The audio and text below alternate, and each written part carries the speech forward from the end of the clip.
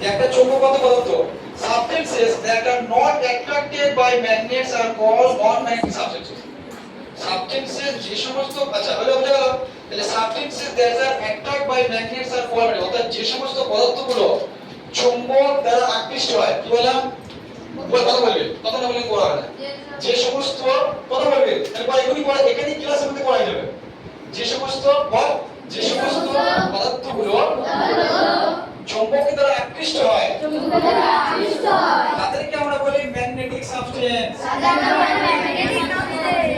substances that are not attracted by magnets are called non-magnetic আর যে সমস্ত বস্তুগুলো বা যে সমস্ত পদার্থগুলো চৌম্বক দ্বারা আকৃষ্ট হয় না সেগুলোকে কি বলা হয় non-magnetic substances তাহলে ম্যাগনেটিক সাবস্টেন্স কি ম্যাগনেটিক সাবস্টেন্স কাকে বলে হলো ম্যাগনেটিক সাবস্টেন্স কোনগুলো আয়রন কোবাল্ট এন্ড নিকেল অর্থাৎ কি আয়রন কোবাল্ট আর নিকেল নন ম্যাগনেটিক সাবস্টেন্স কোনগুলো wood glass plastic brass aluminium copper zinc etcetera let us perform an activity to identify the magnetic and non-magnetic আচ্ছা এখানে একটা activity আছে করলেন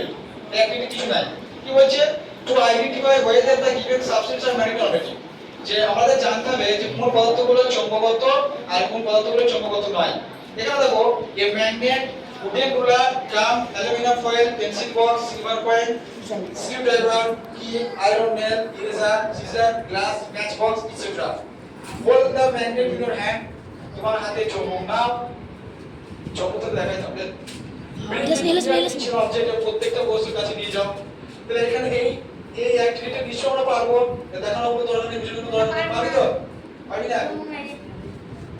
চৌম্বক নাই জানি যে কোনটা চৌম্বক আকর্ষণ করে না করে জানি ভালো হবে জানি না তাহলে এখানে বলে দিই এটা বুঝে গেল এবার দেখো আমরা করব ক্যারেক্টারিস্টিক অফ ম্যাগনেট চৌম্বকের বৈশিষ্ট্য কি করব ক্যারেক্টারিস্টিক অফ ম্যাগনেট